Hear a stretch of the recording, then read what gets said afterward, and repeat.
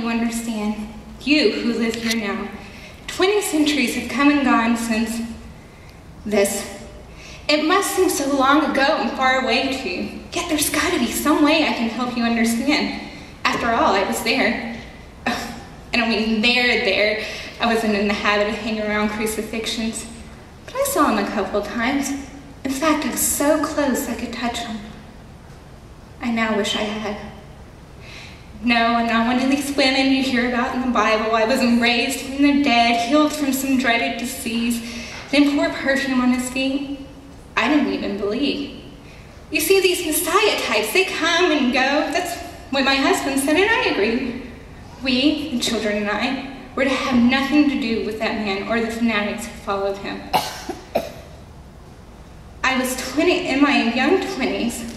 I was at the market, I remember, with my 2 toddlers, number 3 on the way. I was so worried that I wouldn't be able to make my purchases without coming home completely exhausted or losing one of the kids.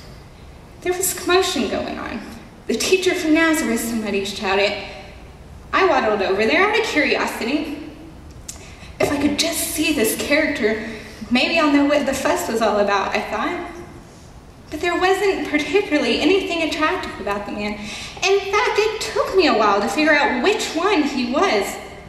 Jesus started telling some story. I didn't stick around. I didn't know what the big deal was. These people didn't have enough to do, while I, on the other hand, had plenty to do. The second time I saw Jesus, a couple years had come by, and he was in the news more than ever. There were stories of the blind being given sight, the paralyzed walking. You couldn't go anywhere without hearing about him. I was in the neighboring town helping my sister who just had her baby. News got around quickly that Jesus was in town too. My sister was so excited she was going to have her baby blessed by Jesus. I thought she was crazy, but you know how it is. You don't argue with postpartum women. We got there. Jesus was surrounded by people as usual, but suddenly my 5-year-old pulls me through the crowd. I was embarrassed because of all the attention, but shocked because my boy was usually very shy. Jesus pulled him up on his lap and said something about how we all need to be like children to see God's kingdom. I didn't understand. I just wanted to get out of there. As I turned and walked away, I heard someone call my name. I stopped, but I didn't turn around. And then he called my name again and said the oddest thing. How's that front door holding up? I turned, looked at him confused. I made your front door, he smiled. How's it holding up? My husband had hired a carpenter years before to replace our front door, but I didn't pay attention to the man. How did he remember me? Fine, I stammered. The front door is fine. I turned around shaking. I didn't tell the whole truth. That door was perfect. It was the most beautiful thing in our house.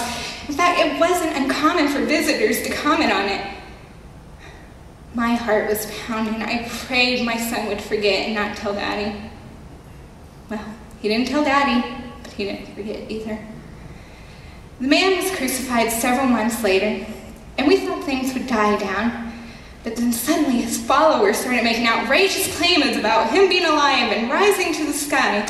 Their group just kept growing. Christians, they called themselves. 20 years later, my son, a tall, handsome man by now, came to us to tell us that he had decided to be one of these Christians.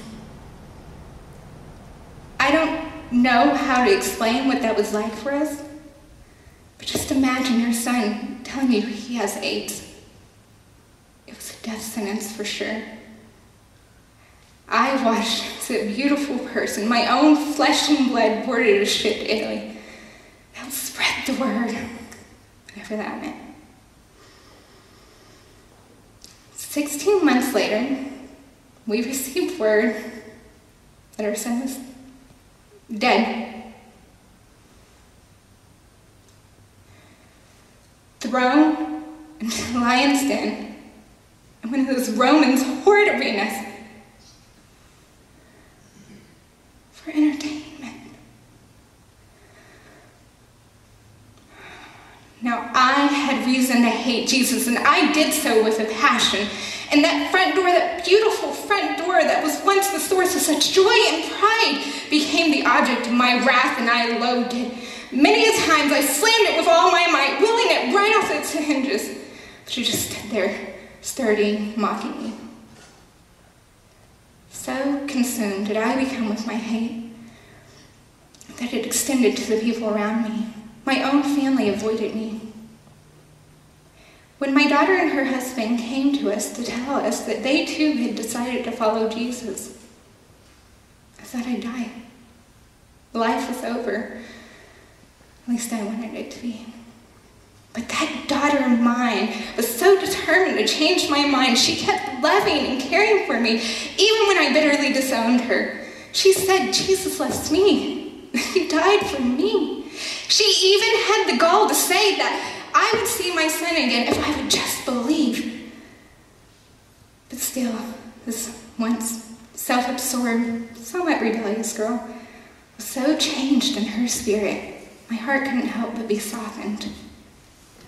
I don't know how to describe it because it wasn't one big conversation, but little by little over time, I too came to have faith in Jesus.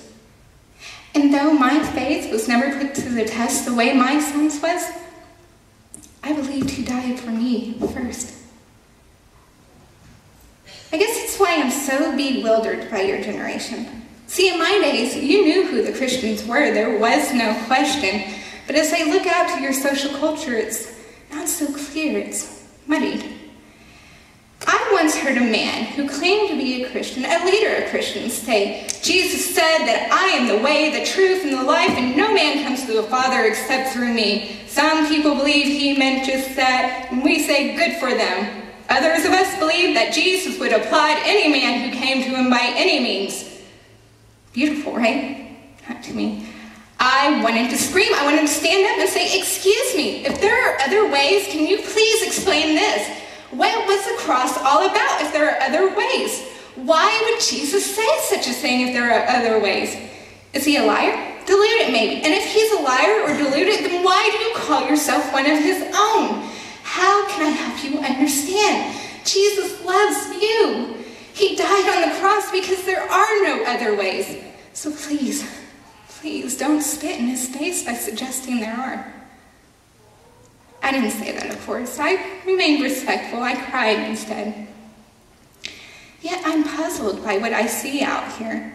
It's all so casual. Oh, it's Holy Week. Let's go to church if we can get going on time. Hey, let's get a movie afterwards. And you do your Christian duty and get on with your life. I'm sorry, I don't mean to preach. I'm just trying to understand. Maybe you're still investigating and haven't decided to believe. I can handle that. I've been there. Or maybe you've looked at all the evidence and you decided you're not going to believe ever. I can handle that too. But please, please do not treat the death of God's Son and my son with indifference. I saw him and didn't believe. For those of you who haven't seen him and believe, you're truly blessed. And this